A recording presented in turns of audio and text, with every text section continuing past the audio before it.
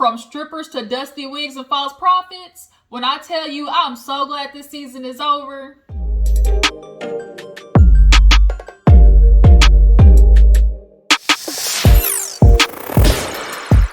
Hey you guys, what is up? What is up? Welcome back to my channel. You see it, we are back home. I'm back home from the madness, going out of town to go see my sister and fam and whatnot for Mother's Day weekend. But guess what? We got to get back to the madness and step into Real Housewives of Atlanta. We had the part 3 reunion, which I'm so freaking glad, y'all. They honestly could have knocked this damn season out in 2 episodes, but they always gonna drag this shit out and try to get whatever they can out of it. So they had to do 3 parts when they really could have just dissected this shit into 2. But you know what? We're here. Let's get it over with. There really wasn't a lot. Like it was something but nothing at the same time. Like it just this season just didn't give. If I had to give like a real true decipher of this season, they barely passed. Like they had a 70. They was on the verge of that 69, 70. Like, you gotta beg the teacher, just give me that one last point. Come on now, please. Just give me that one last point so I can pass. I don't want this 69. That's what happened. They barely scooped up to a 70. Matter of fact, that's what it was. I'll tell you what it was. It was a 69 with the whole season. Had it not been for Drew and the false prophet and the fake wig, this season would have failed big time. So that was the last little dip that kind of helped them towards the end. But nonetheless, y'all, we gonna get into it. And then, oh my God, y'all, wait a minute. Did y'all see breaking news? Okay, so what's today? Tuesday? So I'm recording this on Tuesday. I was gonna do it yesterday, but then shit just happened, a tornado warning down here in Texas, and power went out, so I couldn't do it. But in the midst of that happening, y'all, Miss Portia then announced that she's out here with Fallon Man. The madness. Portia, when I tell you, girl, bitch, this is not going to be a good look for you, hunty. It is not. People are ragging that ass immediately on every social media platform you can think of. But I'm going to talk about that in another video. But let's get into Real Housewives of Atlanta, the review for part 3 reunion. So yeah, let's go ahead and get into it. If you're new to my channel, go ahead and hit that subscribe button. I appreciate you for tuning in. Everybody else, y'all know what y'all gotta do. Like, comment, and keep the thing, the momentum going, with my channel stuff, so we can get this thing growing and popping. Y'all make sure y'all tag, post, share, all that good stuff, so we can continue to grow the Juice Box crew. Alright? Thank you. Appreciate you. So, Real Housewives of Atlanta, we open up with Andy talking about, of course, Strippergate. And Kenya wanted to hold Bolo court. They do the flashback and, she's holding Bolo court, trying to get Toya involved in the mess and whatnot. So, Andy just straight up asked, look, was there any type of conversation with the ladies of what would be discussed on camera? All that type of stuff. And Portia immediately was like, look, we wanted a real bachelorette party. Wanted this to be like, something, for real, because, what we wanted to do on camera, he can't get naked and, flip us up, smack it up, flip it, rub it down, what we want at a real bachelorette party, because, we on TV. So they all had agreed. And of course, Portia, I was drinking a lot, we was drinking so much. Every excuse in the book, but nonetheless, you can definitely tell, as much as Kenya is really trying to just like, oh, we're still at work, there's a difference between when Andy had to say, no, cameras were down. Legit cameras that go on the show that that's, okay, bitch, I'm on the clock, is when production is there. And this was some off the clock shit. Like, Kenya, quit playing. But you don't like Portia and you don't fuck with her, so that's why you was a dog with the bone, your words to be exact. So I wish you would really stop finding every other excuse for why. Oh, it was really on camera. Oh, we were on the job. Oh, it was this and that. Really just sit there and say, I don't like this bitch. This was my opportunity to get at her for all the shit that she's done to me, and I'm gonna do what it is because she called me a slut from the 90s. Like, that's all you really had to say, Kenya. But nonetheless, everybody clearly had the consensus of let's get it on and cracking off camera. So, Candy was asked, obviously, you made the rules of the dungeon. What happens in the dungeon stays in the dungeon. And, she was asked about, watching Kenya like bring it up on camera, like why she didn't say nothing. And she was like, I was tripping, like, when Kenya first, brought it up, it was like, okay, what are you doing? Like, why are you talking about it? And you can see Candy was kind of low-key giving Candy was low-key giving Kenya, like, little subtle hints of, like, shut the fuck up. Like, because remember she was at the table talking about, ooh, why are we talking about this? And, ooh, see, this is why we can't do nothing. Or, ooh, like, what if they were watching porn in the room? Like, Candy definitely was trying to, like, throw little hints in, like, Kenya, like, what are you doing? So, Andy asked her about, why don't, Candy, you should be able to tell Kenya something. And everybody has this thing of, oh, you can't control your friend, or, oh, like, that's her own person. She's not gonna. I don't like this consensus or this idea of, oh, she doesn't control that person. She's a grown-ass woman. It's not about controlling somebody, but if you're really somebody's friend and you see them doing something that kind of is like, you give your input on that and you really tell them, like, bitch, you kind of look wrong right now. Or, bitch, you might not want to do that. Or maybe you should reconsider this. And it's not about controlling your friend. It's about being an honest, if you're really loyal to that person and really a friend with them, you give them the honest opinion of, like, bitch, this might not make you look good. Or, like, why the fuck are you doing that? And so, as Kenya said, it's not that, oh, Candy's supposed to tell her what to do. It's like a respect thing. Kenya respects Candy enough to reconsider the fact that she was really trying to blow this shit up on, like, make it a whole big thing. So they end up discussing, obviously, Strippergate and how, Portia wanted to do what she wanted to do. And Portia's like, bitch, I'm a grown-ass woman. I'm single, ladies. Okay, and she, wanted to hop in the dick and do a full split, what she did in her own time. But Kenya, of course, is like, you could have did it in the car. You could have did it at home. You could have did it outside the house, but you're in the cast house. And it's like, first of all, Kenya, shut the fuck up. Like, because had Portia gone, wherever Portia had gone in the vicinity of that, Kenya was going to tell. Portia could have went outside and fucked in the pool house or the car in the front, parking lot. Kenya was going to tell. It really doesn't. Kenya was going to tell, period. So miss me with that.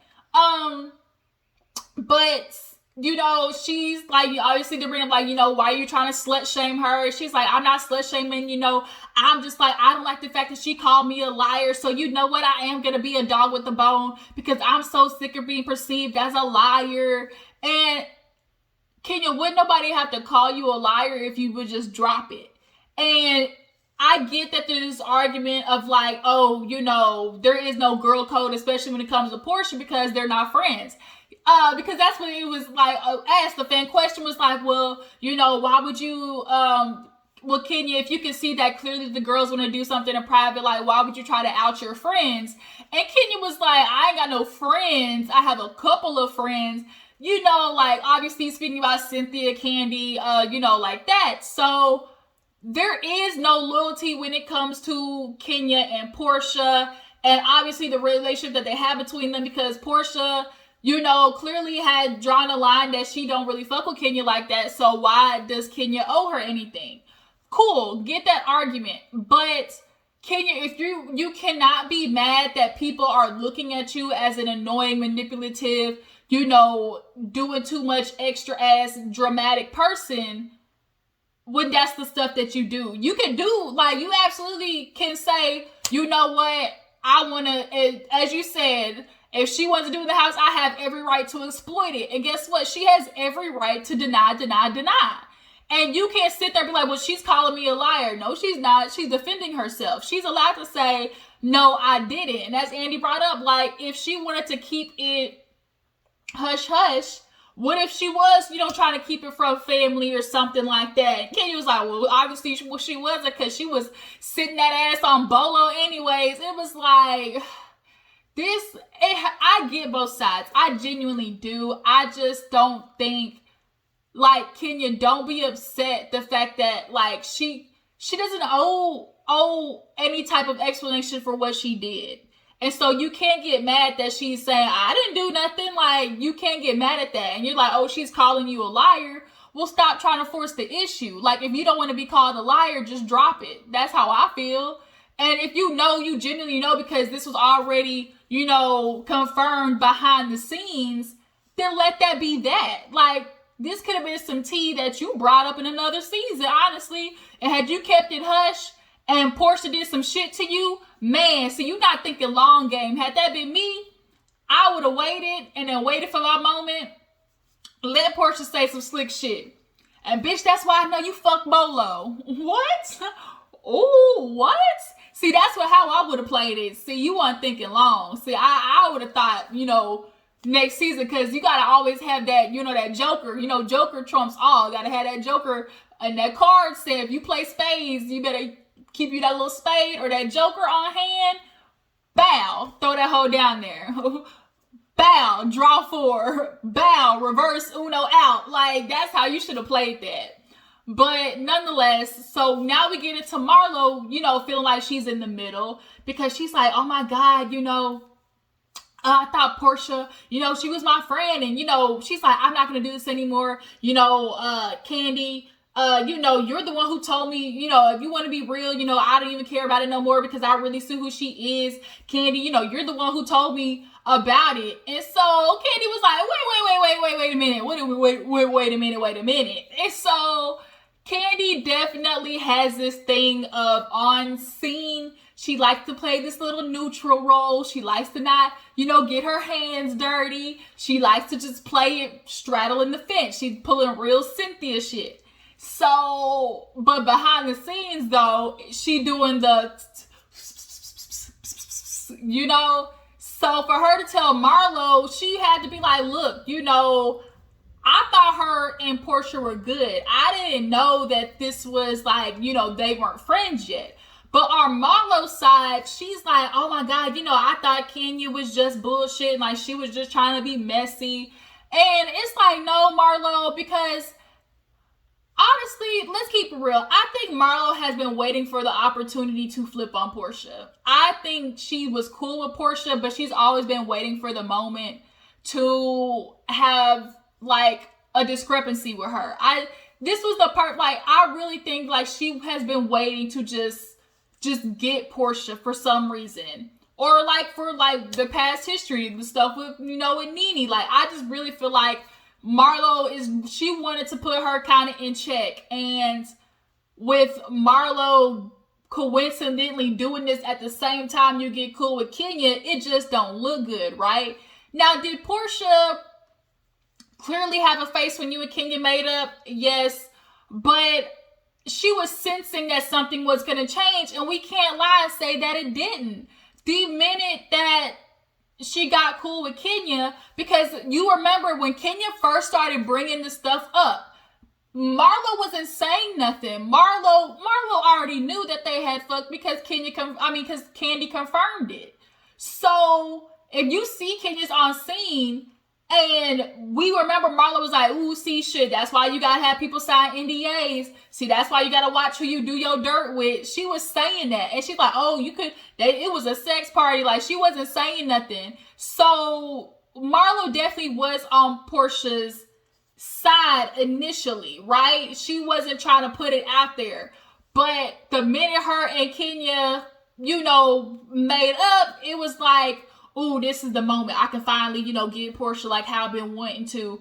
I think she's really been flipping on Portia. She just hasn't had like the good story to like a real like entry point of how to do it.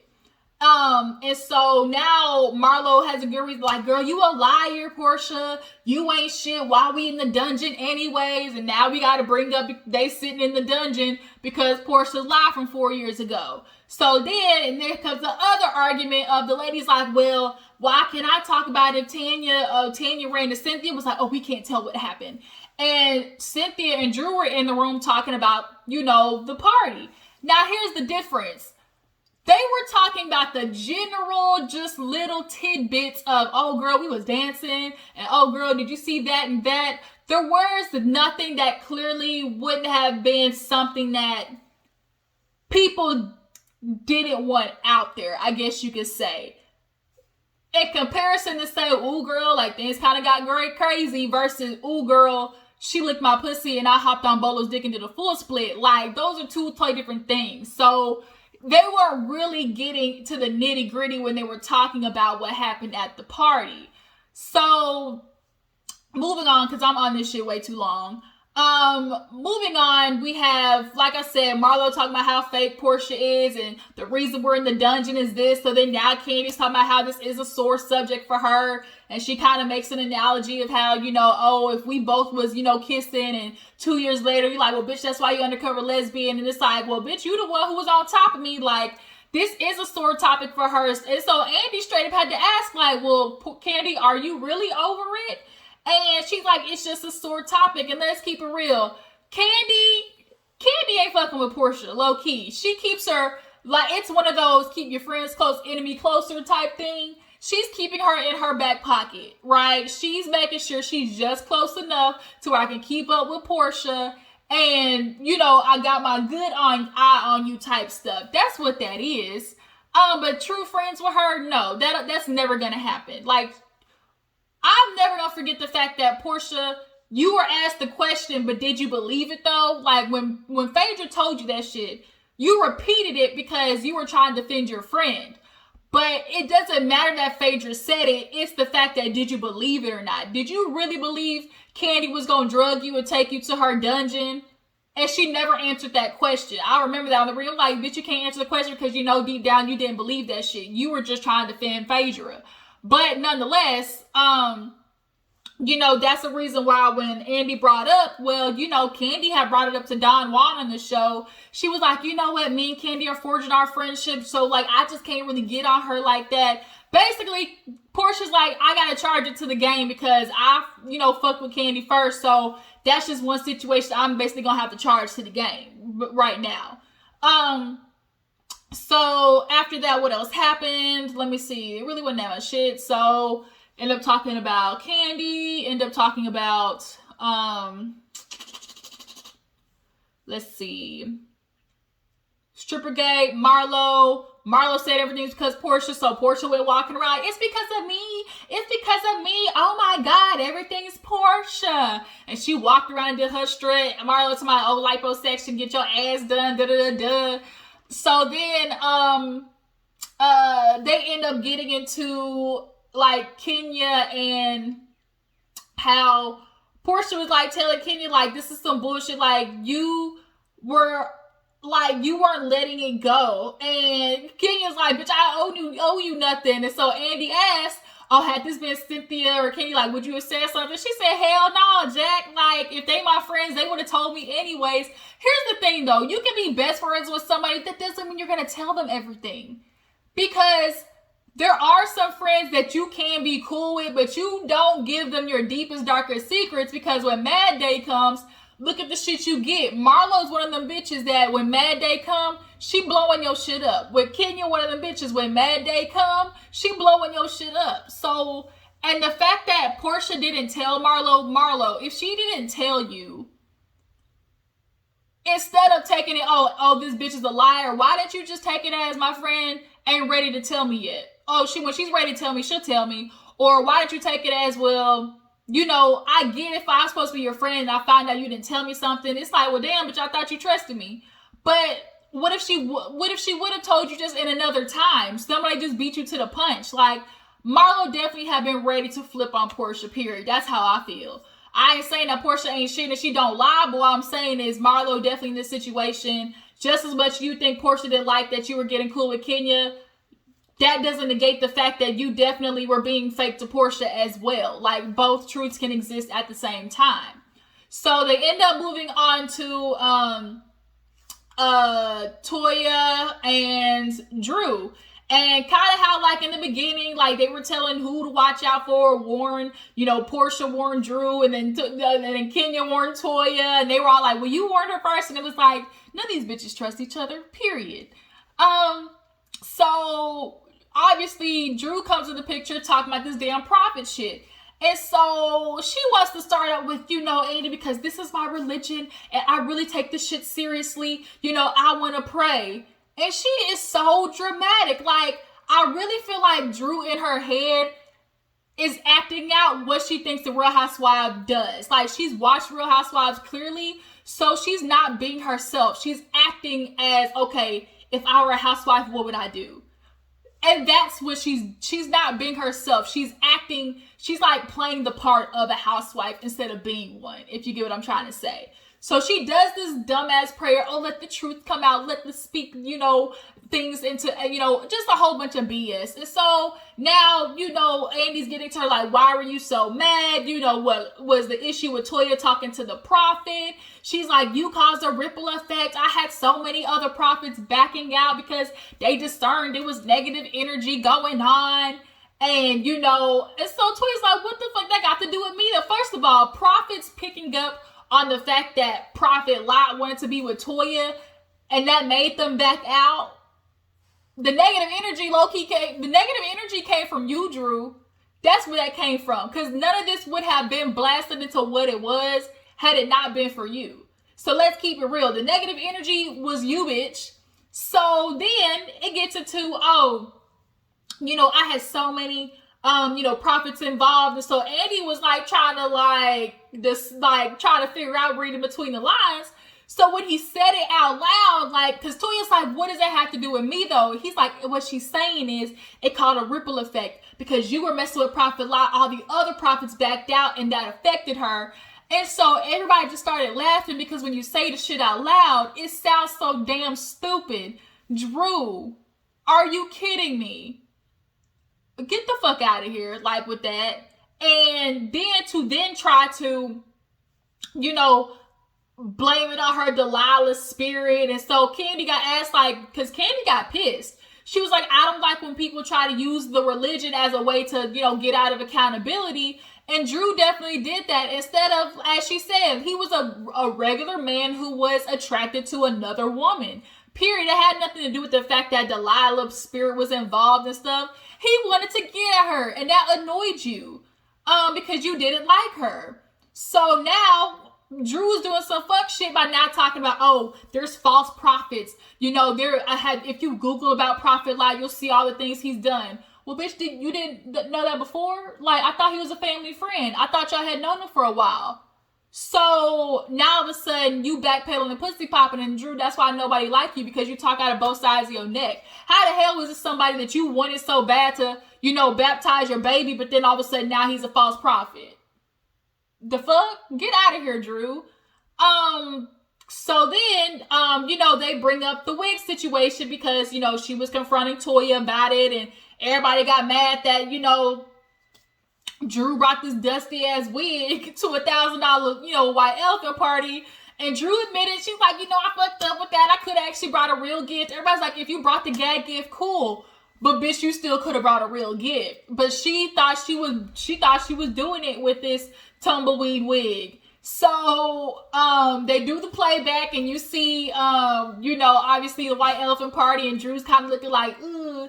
And so Andy brings up how who would have liked getting Drew's gift, and everybody would say hell no.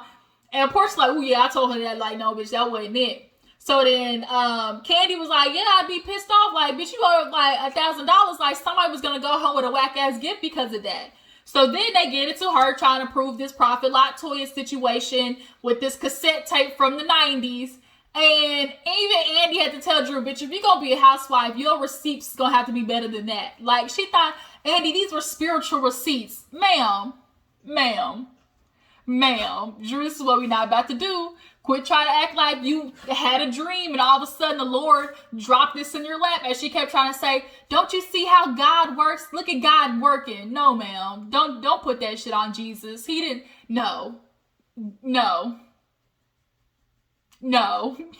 Stop, Drew. So, they end up talking about, you know, the party and how, you know, Drew just really fucked up. Like, you were trying to put out this information that, first of all, didn't prove anything. And she's like, well, I couldn't show you, you know, the rest because, you know, it's illegal. Bitch, you were illegally recording people without their knowledge. You thought that was gonna work? And first of all, the fact that you were even doing that in the first place goes to show how trifling and sneaky you are. Like,